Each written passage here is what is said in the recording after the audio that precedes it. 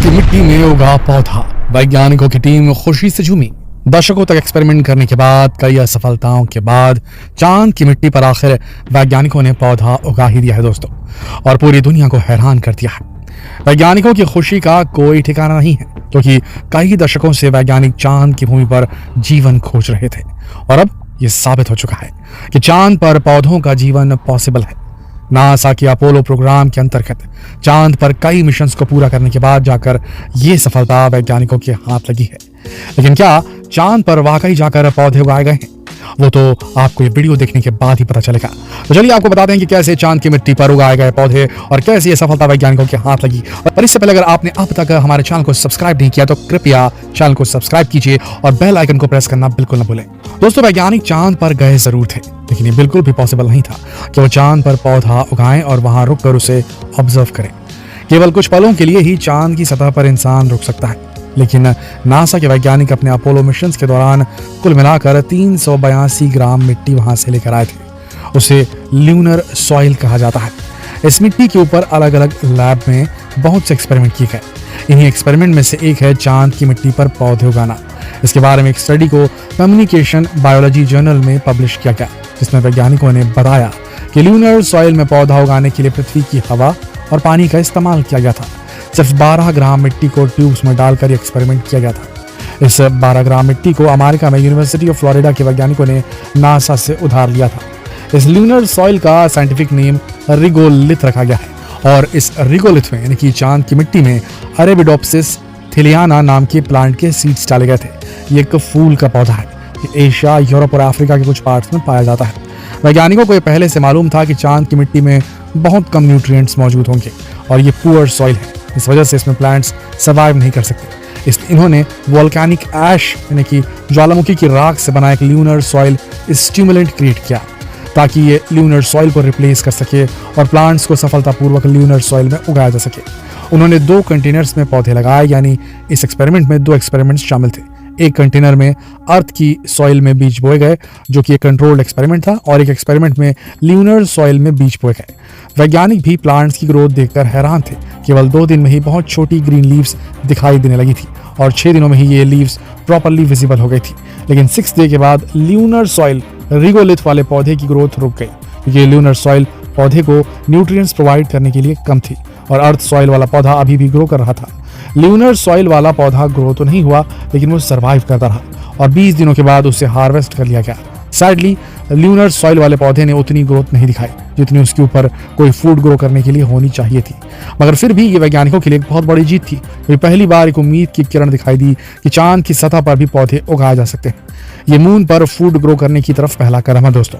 इस सफलता के बाद नासा ने 2024 में आर्टेमिस प्रोग्राम के अंतर्गत चांद पर उतरने का प्लान बना है, लेकिन कुछ कॉम्प्लिकेशंस की वजह से अब ये मिशन 2026 तक पोस्टपोन कर दिया गया है। इस मिशन के अंतर्गत एस्ट्रोनॉट्स चांद की सतह पर कदम रखेंगे और वहां से सॉइल सैंपल्स लेकर के आएंगे, ताकि और भी फसलों पर एक्सपेरिमेंट किया जा सके और पता लगाया जा सके कि कौन सी फसलें चांद पर उगाई जा सकती हैं।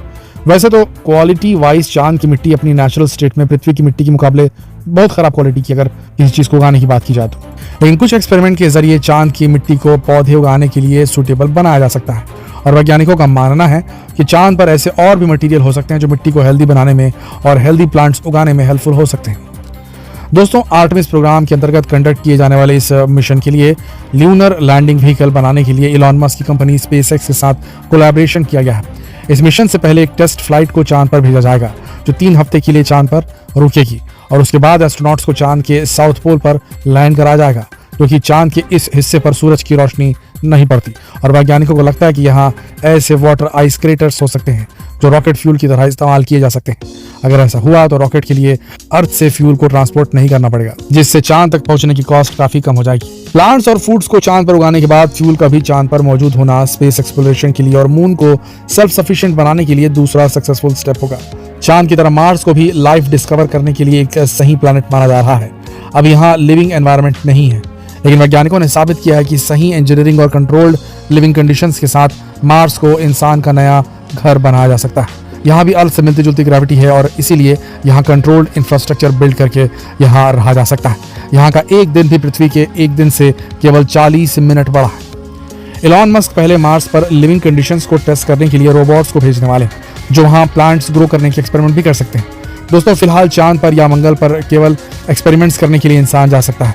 हमारे लाइफ टाइम में यहाँ ह्यूमन कॉलोनीज नहीं बनाई जा सकेगी ऐसा लग रहा है, लेकिन मून या मार्स पर जल्द ही इंसान को कुछ समय के लिए रहने के लिए भेज दिया जाएगा। दोस्तों नासा के एक्सपेक्टेड प्लान्स में से एक प्लान ये भी है कि मार्स पर डोम लाइक लिविंग स्पेस बनाकर वैज्ञानिक वहां रुकेंगे और वहां से चांद पर जाकर एक्सपेरिमेंट करेंगे, क्योंकि चांद पर जो ग्रेविटेशनल फोर्स है वो अर्थ की ग्रेविटेशनल फोर्स का छठा हिस्सा मात्र है। ग्रेविटी भी एक कारण है कि लूनर सॉइल में पौधा उगाना वैज्ञानिकों के लिए मुश्किल रहा, क्योंकि चांद की सतह पर ग्रेविटेशनल फोर्स कम है। इसलिए यहाँ प्लांट्स में पानी डालने पर पानी अजीब तरीके से बिहेव करेगा और बबल्स क्रिएट करेगा। पौधों में पानी रुक जाएगा और चांद की ऊपरी सतह उसे सोख नहीं पाएगी, जिसकी वजह से पौधा खराब हो जाएगा और अगर पानी नहीं डाला गया तो पौधा जीवित नहीं रह पाएगा।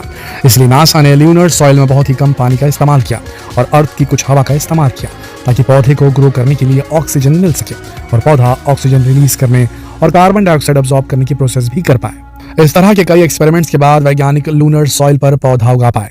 लेकिन दोस्तों लैब में कई सारे चेंजेस के बाद पौधे उगाना और वाकई में चांद की सतह पर पौधा उगाना, इन दोनों प्रोसेसेस में जमीन आसमान का फर्क है। चांद पर जाकर पौधे उगाना वैज्ञानिकों के लिए एक बहुत बड़ा चैलेंज होगा। वैसे जनवरी 2022 में चाइना ने यह दावा किया था कि उन्होंने चांद की डार्क साइड पर अपना चैंग-ई 4 स्पेसक्राफ्ट लैंड करवाया है, जिसमें चांद पर पौधे उगाने का एक्सपेरिमेंट किया गया था और यहाँ कॉटन, रापे सीड और पोटैटो सीडलिंग सबके बीज इस चैंग-ई 4 कैनिस्टर के अंदर स्प्राउट हो चुके हैं। चाइना का दावा है कि वो चांद पर पौधे उगाने में सफल हो चुका है, लेकिन ज्यादातर वैज्ञानिकों को चांद के इस दावे पर यकीन नहीं है। दोस्तों वैज्ञानिक अपनी लैब्स में जीरो ग्रेविटी पर पौधे उगाने के एक्सपेरिमेंट भी कर रहे हैं, ताकि चांद पर फूड ग्रो किया जा सके। सबसे बड़ी बात, अगर हम इंसान चांद पर खाना उगा पाने में, खेती करने में सक्सेसफुल हो पाए तो इससे दो चीजें होंगी। पहली ये कि जो प्लान बन रहा है नासा का और दीगर एजेंसीज का चांद पर जाकर एक कॉलोनी बसाने का और उस कॉलोनी को कुछ इस तरीके से इस्तेमाल करने का कि मून को एक प्लेटफॉर्म की तरह यूज किया जा सके मार्स पर जाने के लिए, क्योंकि जाहिर सी बात है कि पृथ्वी की ग्रेविटी काफी स्ट्रांग है और चांद की ग्रेविटी उतनी स्ट्रांग नहीं है।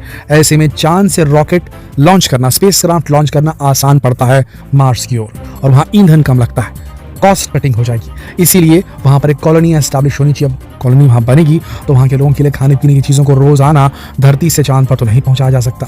इसीलिए अगर चांद की धरती से ही अगर खाना उगाया जा सके तो एक बहुत बड़ी सफलता होगी सारे वैज्ञानिकों के लिए, एस्ट्रोनॉट्स के लिए और सारे अंतरिक्ष यात्रियों के लिए। लेकिन उससे भी बड़ी बात जो होगी, वो जो दूसरी सफलता की हम बात कर रहे हैं, वो ये होगी, दूसरी बड़ी उपलब्धि ये होगी कि अगर पेड़ पौधे चांद की सतह पर उगने लगे तो भैया वो तो वहाँ पर ऑक्सीजन छोड़ने लगेंगे और ऑक्सीजन छोड़ने से चांद को एक एटमॉस्फेयर आने वाले समय में मिल सकता है। अगर बहुत बड़े मात्रा में प्लांटेशन वहाँ किया जा सकना पॉसिबल हो पाया चांद पर, तो वहाँ पर ऑक्सीजन की गैस की जो ज़रूरत है वो बिल्कुल आसानी से पूरी की जा सकती है। कुछ नहीं तो उसे हार्नेस करके सिलेंडर्स के माध्यम से एस्ट्रोनॉट्स इनहेल तो कर ही सकते हैं, अगर वातावरण में वो पूरी तरीके से फैल नहीं सकी, क्योंकि हम जानते हैं कि मून की ग्रेविटी काफ़ी वीक है, तो वहाँ कोई भी गैस टिक नहीं पाएगी, उसका एक वायुमंडल डेवलप नहीं हो पाएगा, वो एस्केप कर जाएगा अंतरिक्ष की ओर। तो दो बड़ी सफलताएं हैं। अब आने वाले समय में देखते हैं कि क्या होता है। इतना तो है कि बहुत बड़ी सफलता है, चांद की सतह पर खेती करने की शुरुआत जो हुई है ये बहुत बड़ी सफलता है। दोस्तों जितना हो सके इस बड़ी वैज्ञानिक उपलब्धि को शेयर करें फेसबुक पर, व्हाट्सएप पर, यूट्यूब पर। कल फिर मिलते हैं एक और दिलचस्प वीडियो में। तब तक के लिए आप सबका इस वीडियो के अंत तक बने रहने के लिए दिल से धन्यवाद।